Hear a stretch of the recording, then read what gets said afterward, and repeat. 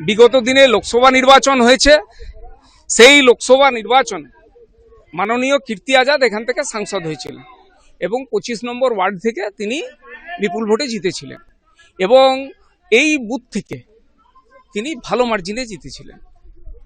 লোকসভা নির্বাচন central force দিয়ে হয়েছিল, এই বিধানসভার নির্বাচনও সেন্ট্রাল ফোর্স দিয়ে হচ্ছে। নির্বাচন কমিশনের প্রহরা চলছে, এখনো পুলিশ দাঁড়িয়ে আছে। যদি ওদের কোনো ভোটারকে আটকে রাখা আছে, বার করুক না, পুলিশ দাঁড়িয়ে আছে তো। শুনুন, এই পাড়াটায় আপনি খালি গলির দিকে অভিযোগ, মিথ্যা অভিযোগ, সর্বৈব মিথ্যা। আপনি খালি গলিটার দিকে মুখ তুলে দেখলেই বুঝতে পারবেন যে এখানে বিজেপি নামক কোনো নাম ও নিশান নেই। আমি দুর্গাপুর থেকে দুর্গাপুরের 312টা অক্সিলারি বুথ নিয়ে যেখানে যেখানে যাওয়ার সর্বত্র গেছি। সেখানে গিয়ে যখন পৌঁছেছি, গ্রামাঞ্চলে গেছি, দেখছি বিজেপি ক্যাম্পের পাশে তৃণমূলের ক্যাম্প। তারা একসাথে মুড়ি ভাগ করে খাচ্ছে, আইসক্রিম খাচ্ছে, ফুটি খাচ্ছে। দেখে আমার ভালো লাগলো। এটা আমার শহরের সৌজন্য। সিপিএম এর ক্যাম্প রয়েছে, তারা তাদের খাবার ভাগ করে খাচ্ছে। একটায় দুটো বুথ, একটা ওয়ার্ডের 25 নম্বর ওয়ার্ড। আমার মন্ডল সভাপতি এখানে আজকে দীর্ঘদিন ধরে এটাকে নির্বাচন কমিশনকে দেওয়া হয়েছে সেন্সিটিভ বুথ হিসাবে। নির্বাচন কমিশনকে, পুলিশকে বারংবার সতর্ক করেছেন, বলেছেন। আমাদের বিধানসভার কনভেনার তরুণ দাস, প্রদীপ মণ্ডলরা বারংবার বলেছেন, আমি প্রার্থী হিসাবে বলেছি। এখানে বলার পরেও কোনো অ্যাকশন হয়নি। আমাকে 3:50 নাগাদ বনানিধি ফোন করেন যে দাদা আপনি কোথায় আছেন।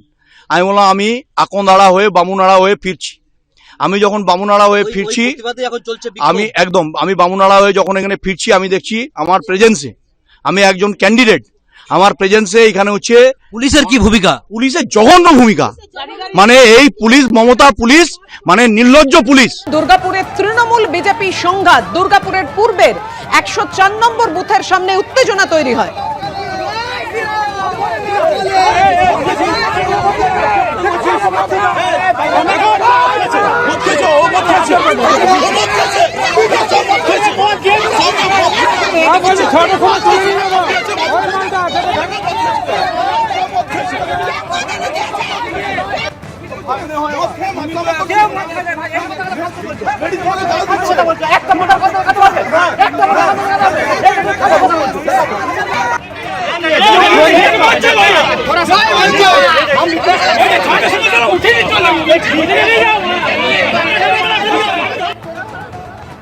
আমাদের সঙ্গে রয়েছেন আমাদের প্রতিনিধি মনোজ বন্দ্যোপাধ্যায়। মনোজ, এটা জানাও, বুথের একেবারে সামনেই যেখানে পুলিশ, কেন্দ্রীয় বাহিনী থাকার কথা, এই উত্তেজনা তৈরি হলো কিভাবে?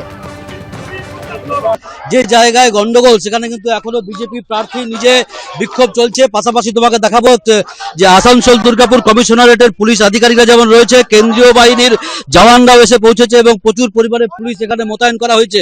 পাশাপাশি তোমাকে দেখাবো যে এই যে তৃণমূলের বুথ, এই বুথ রাস্তার একদিকে এবং রাস্তার ঠিক উল্টো দিকেই রয়েছে বিজেপির বুথ এবং এইখানেই গন্ডগোলের সূত্রপাত। এই জায়গাতেই বিজেপির যে অভিযোগ যে এই জায়গায় বিজেপির যে বুথ, সেই বুথে যারা বসেছিল সেই তাদেরকে এখানে এবিপি আনন্দ এগিয়ে থাকে, এগিয়ে রাখে।